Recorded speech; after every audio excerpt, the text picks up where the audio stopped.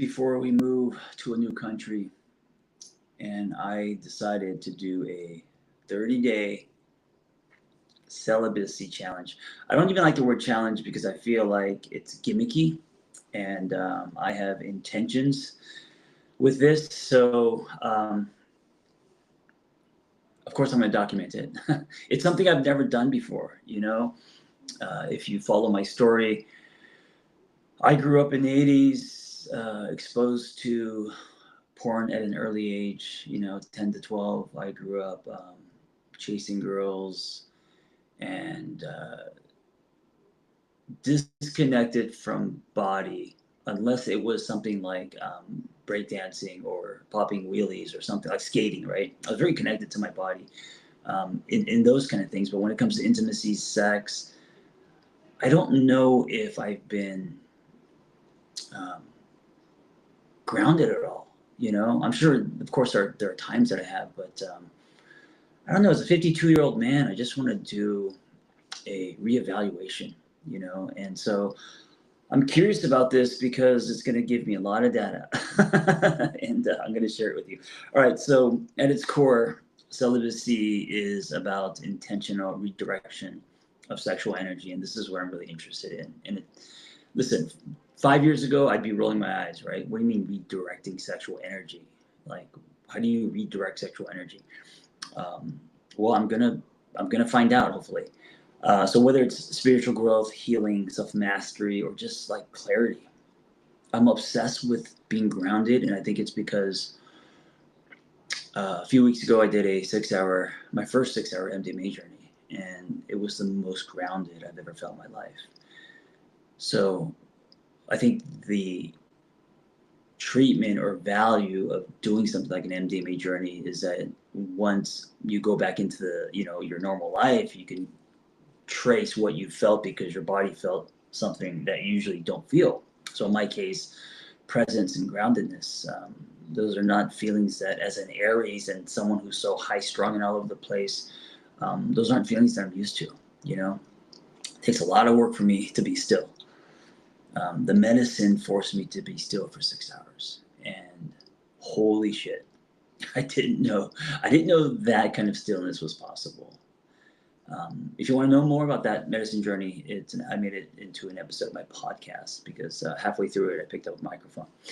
Anyway, going back to celibacy, it's different from repression, which is more fear-based, right? And also, I'm not trying to um, disown or reject or force myself as a challenge to repress my sexuality.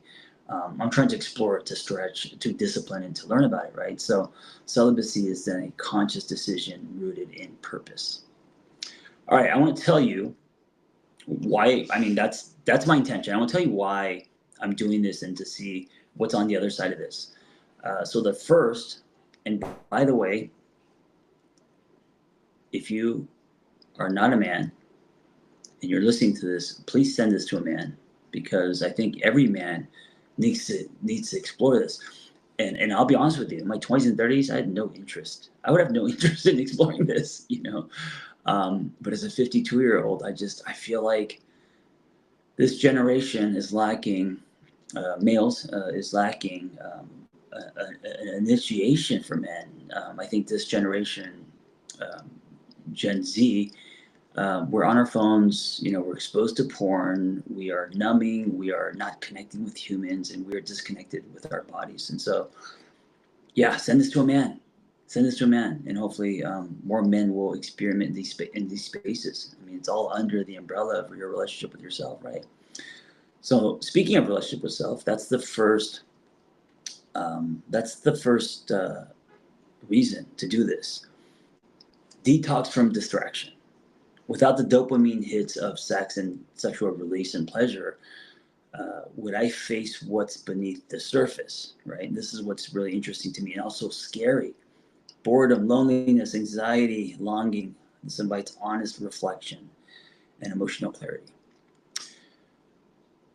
2, reclaiming personal power. Me stopping the outsourcing of validation to sex, and instead begin to cultivate a sense of worth and a sense of self internally.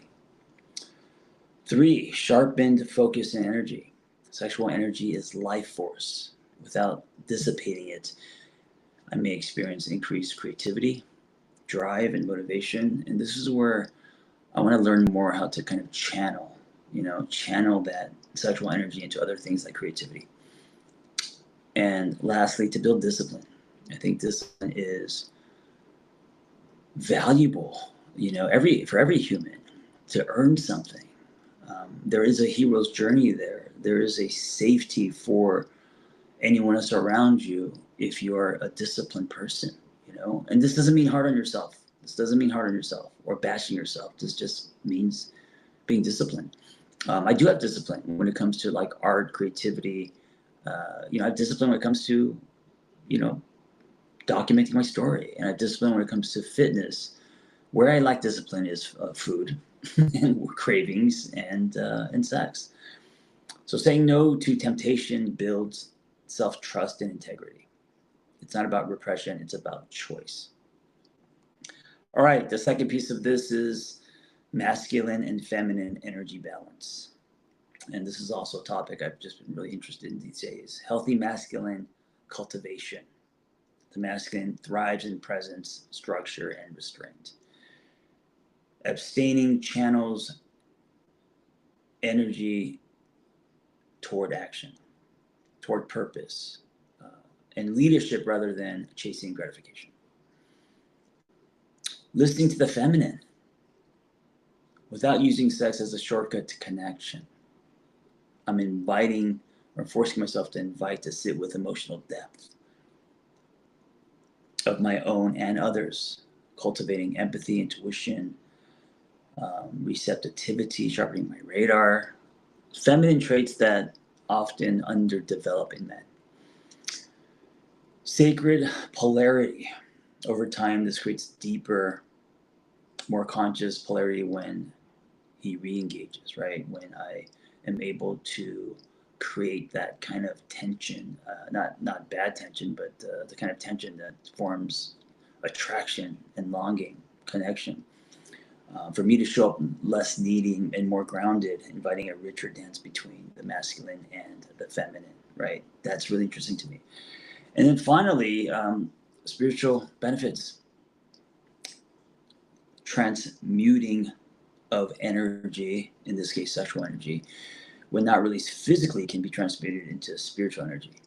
Now, I know that sounds very woo-woo, and as I'm reading this and thinking about it, that sounds very woo-woo. But I'm curious about it.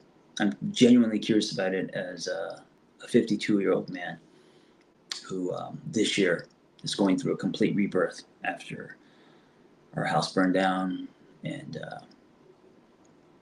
I turned 52, and experiencing medicine, and just, this is the point in my life where I'm not only interested in bigger things, but I'm interested in things I can't see, and also things that I never really, sandboxes I've never really played in, like this. Connection to something greater, which has been thematic in my life this year. And by not constantly chasing pleasure, this is a big one for me. I do chase pleasure. I do want sugar. I do. I used to say if I think about like an In-N-Out burger, it'll be in my stomach by the end of the day. No matter what, no matter what I have to do, it'll be in my stomach. And I used to say that like almost bragging, like I could not only am I like I'm a manifester, but also like I will get you done kind of thing. But I don't necessarily think that's a good thing, because it also shows me that I don't have discipline. It also shows me that I lack self-control. It also shows me that I'm not maybe connected to something, a deeper source. Desire becomes devotion. Desire becomes devotion. I think also practicing this for 30 days is going to be a form of self-love. I think it's going to be I think it's going to be challenging, but it's also going to, at the end of this, make myself like myself better, because it's earned, right? And what of value in this life is easy. So, um, listen, no one's forcing me to do this. My partner isn't saying, I want you to do this for me. And by the way, if you are doing this for someone else, you shouldn't. I think this is like a challenge, a personal challenge you should do for yourself. And also, it's easy in the sense that you don't have to go anywhere, you don't have to buy anything. You just have to sit with yourself a lot, and you just have to create. You have to be open and create healthier habits that can lead to expansion. Again, this is not about repression. Um, I'm okay that I have a high libido at 52. I'm okay that I'm a sexual being. Uh, but I want to also be in control. I also want to create a safe space for people, especially my partner. And I want to be more grounded and a conduit when it comes to flowing energy instead of chasing, seeking pleasure, which I think actually clogs the conduit. I think that actually constricts you, not expands you. So I'm curious about all these things, and I'm going to document it. Not every day, because you don't want to hear me talk about this for 30 days, but I'm going to document it, and you might see, day number 12, day number, 15, day number 35. I'm going to take a highlight marker to this 30-day challenge and give you um, revelations and my experience of this. Anyway, thank you for listening. And I am also trying to encourage other men to do this. So if you know someone who might be interested, send them this, because I'm explaining in this episode why I think it's important. Thank you for listening. Be well.